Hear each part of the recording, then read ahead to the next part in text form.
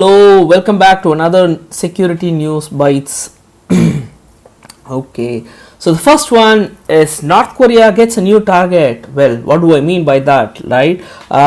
Checkpoint folks have discovered that some of the tools, tactics, and techniques used by Lazarus Group appears to be targeting certain Russian entities. US CERT calls Lazarus Group as Key Marble. Well, some other people call Lazarus Group as Cobra, and they are behind some of the largest hacks in the past year or two. So, if you remember the Sony Pic Entertainment hack, the one when the movie called The Interview came out,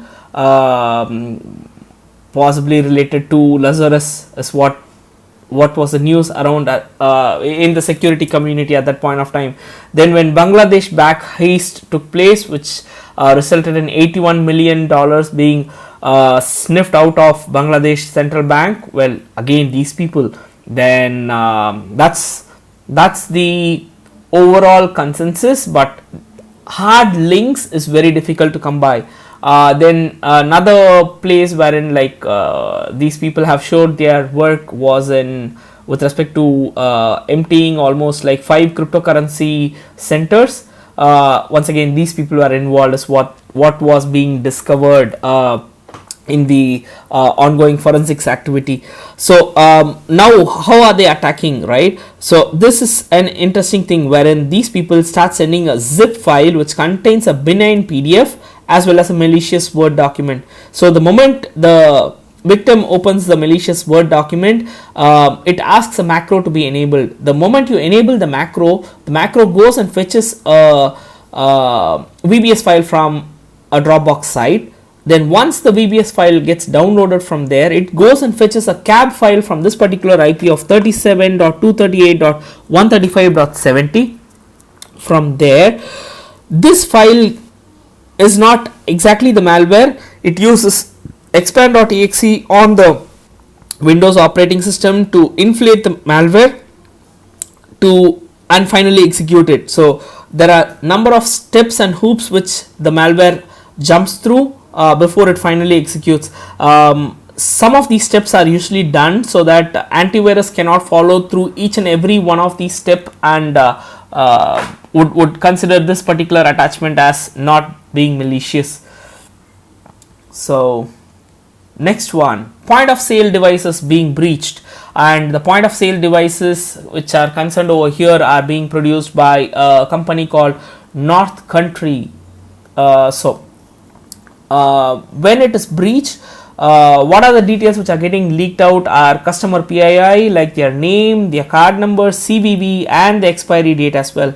So North Country's products are being used at over 6,500 locations across US.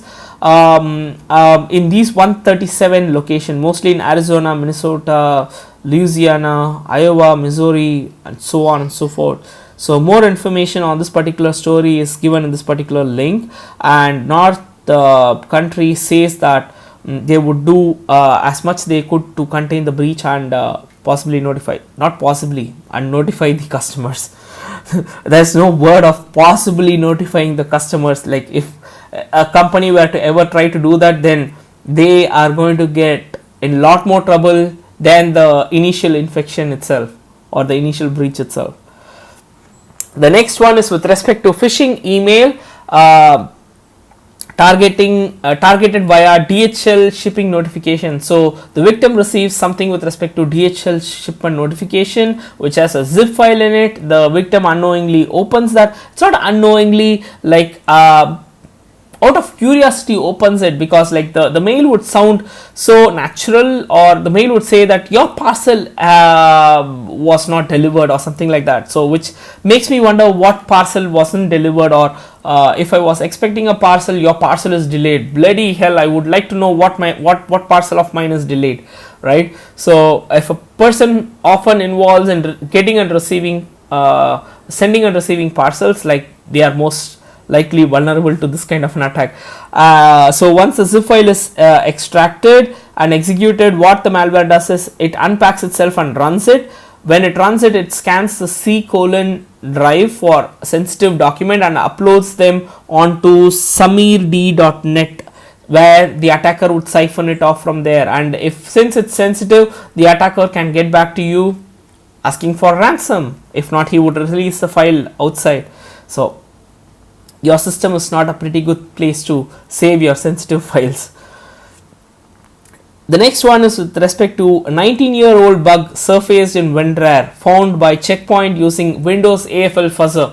So what this fuzzer did is they used the fuzzer to find out that WinRAR is using a DLL which was compiled way back in 2006, and it was compiled without DEP or ASLR protection. DEP stands for the Data Execution Prevention, and the ASLR prevents the execution code, the executable, the stack pointer getting loaded at the same place in the memory. So on further researching this particular DLL, they found that they were able to do absolute path traversal, and from there doing an RC is trivial is what they found. So WinRAR has over 500 million users, so all of them are at risk. So when Checkpoint reported this to WinRAR stopped support for the particular compression feature. So my advice would be to download the latest version of WinRAR once the update is available and have it installed. The next one is with respect to Symantec coming out with their annual threat report, saying that web form jacking is on the rise.